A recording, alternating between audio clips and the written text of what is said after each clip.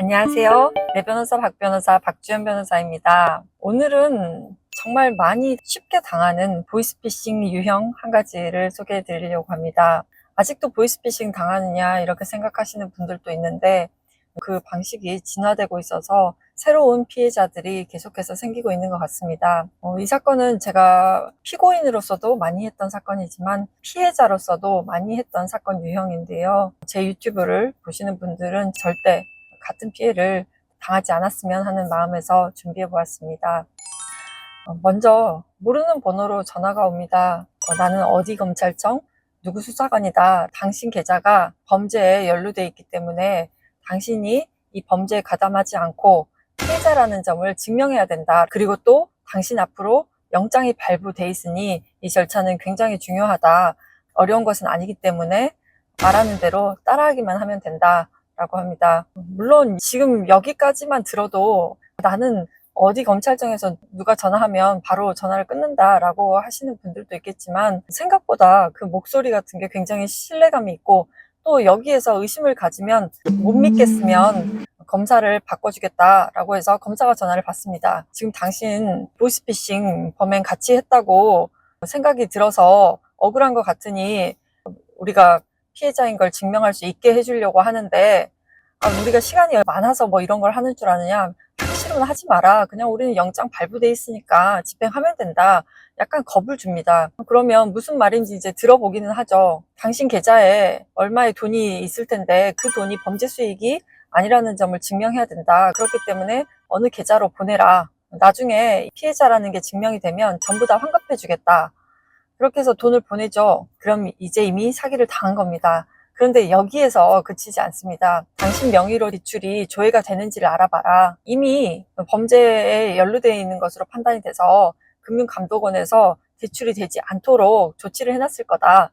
그래서 대출을 조회를 해보죠. 근데 대출 조회가 됩니다. 그러면 이상하다. 그 대출 전부 다 받아서 나한테 보내봐라. 이게 정상적인 대출인지 우리가 확인해 보겠다 라고 합니다. 그래서 대출을 받아서 전부 다 보내죠. 그러면 또 추가적인 사기 피해가 생긴 거죠. 그리고 이미 이런 사건이 있기 전에 어떤 악성 어플을 폰에 설치해 놓도록 하는 그런 일이 있었을 겁니다. 예를 들어서 문자에 링크를 클릭을 했다든지 그렇게 해서 악성 어플이 설치가 되고 그걸로 인해서 내 계좌나 대출 한도가 조회되는 게 그 보이스피싱 일당에게 그대로 알려지는 거죠. 그래서 방금 대출이 여기밖에 안 된다고 했는데 보니까 B은행에서도 대출이 되는 것 같은데 왜 그거 우리한테 얘기 안 했냐. 이제 여기서부터는 더 신뢰하게 되는 겁니다. 내가 말하지 않은 것도 이 사람들이 알고 있구나. 그래서 정말 하라는 대로 다 하게 되죠. 온갖 대출을 전부 다 받게 됩니다. 그래서 전부 다 보내줍니다. 이렇게 전부 다 대출금을 보내고 내 통장에 있는 잔고를 다 보내고 나서도 사기라는 걸 인지하지 못하는 경우가 많습니다.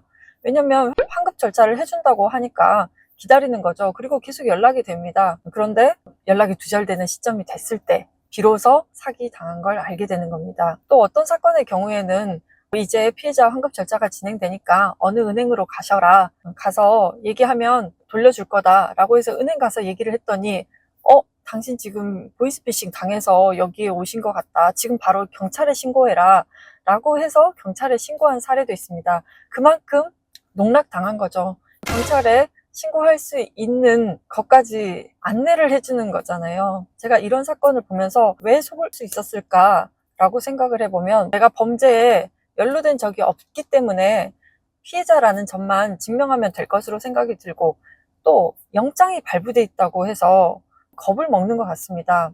그런데 이 영장은 구속영장이든 압수수색 영장이든 상대방에게 얘기를 해주고 하는 것이 아닙니다. 압수수색 영장은 우리가 드라마 같은 데서도 많이 봤죠.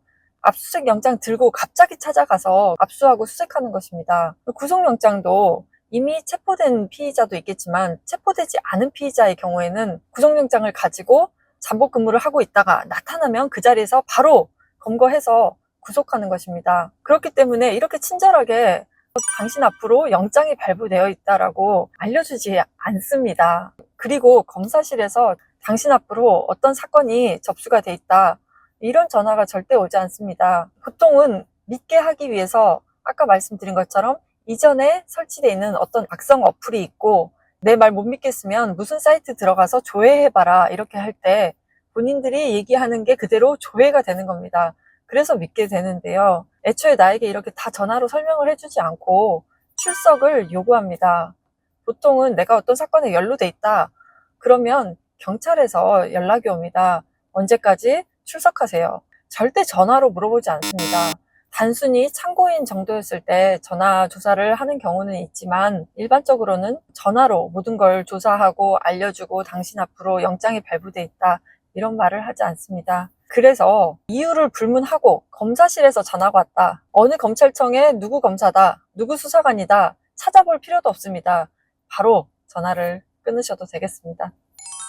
보이스피싱 사건을 많이 하고 있는데요. 그 피해 액수도 적지가 않고 보통 이 피해 금액은 퇴직금이거나 노후 자금을 더 마련하기 위해서 이런 사기 범행에 취약하기 때문에 이런 사건을 접하면 굉장히 마음이 아픕니다. 제 유튜브 영상을 구독하고 시청하시는 분들께는 절대 이런 피해가 없길 바랍니다.